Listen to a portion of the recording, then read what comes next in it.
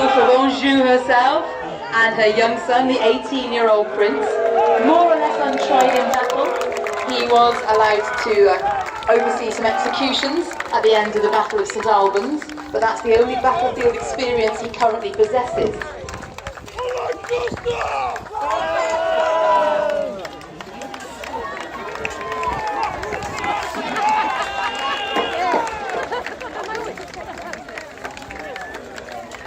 And you can also see there's artillery piece coming onto the field here. Both sides had artillery.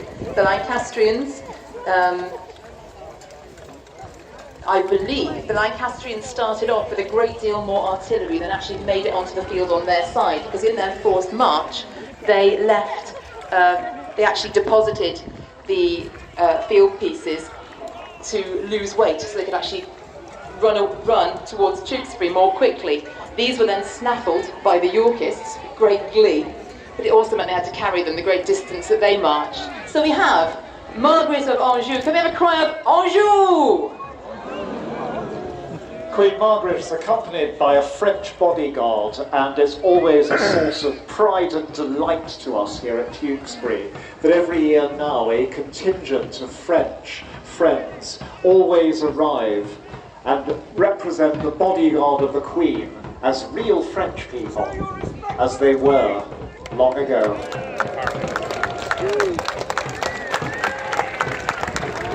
Long live the Queen, and long live her gallant son, the grandson of Henry V, the hero king who won the Battle of Agincourt. This is only his second chance to prove himself in battle, and his first battle he was but a child. This is the first in which he's going to command. This boy has everything to win and everything to lose. And here are our friends from France. Anjou, Anjou!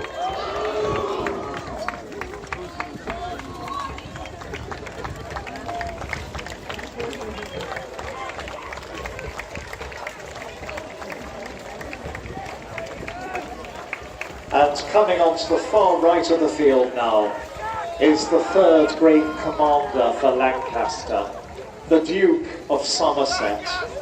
He is a cousin of the King Henry, Margaret's husband. He's brave, he's daring, he's intelligent. He's a show-off. He's adventurous, but he has one weakness, maybe, and that is he's impulsive. At a time when many another man would stop and think, the Duke of Somerset always goes into action. And today we'll see whether that's the stroke that will win the battle or that will lose it. The Duke of Somerset passes in front of you. As my colleague just said, he is somewhat hot-headed. His one downfall, he's a brave man, courageous man, but impulsive. It's interesting to note that on the Prince of Wales and Margaret of Anjou's battle, it's led by a man by the name of Wenlock, who was actually a Yorkist and cleared the coat after he lost some of his titles. He is not the most reliable of commanders, although he's one of these grizzled old veterans. There might be a little issue perhaps between Wenlock, possibly indecisive, and Somerset, somewhat impulsive. So do watch out for that later on in the battle. There's something else, and that is that Somerset is young and Wenlock is old.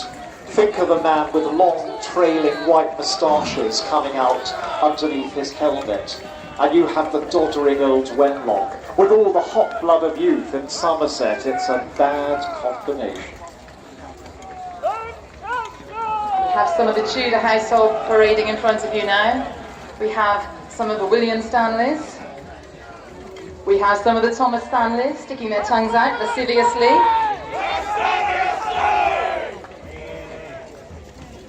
They, of course, played a very decisive part in the Battle of Bosworth. In this one, not so. And we have the Burley.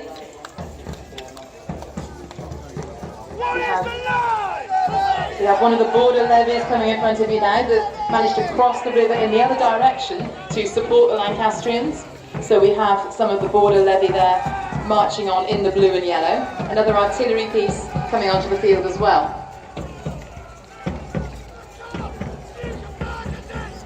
In case you're interested about numbers, the original size of the armies are very hard to judge, but most historians guess at about 5,000 on either side. And we're going to have about 2,000 people all told on the field today. So you're looking at about a 1/5 scale model of the battle, which as reenactment goes is really pretty good.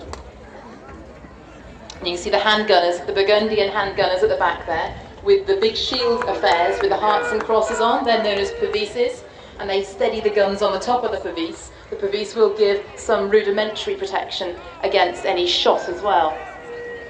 And if you look to your right, you'll see there's another battle forming up there. I can see the King's Standard flying.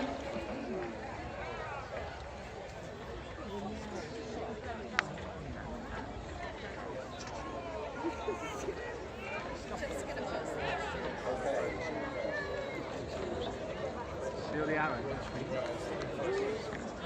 Again, look, ready, here they go, fire. See him?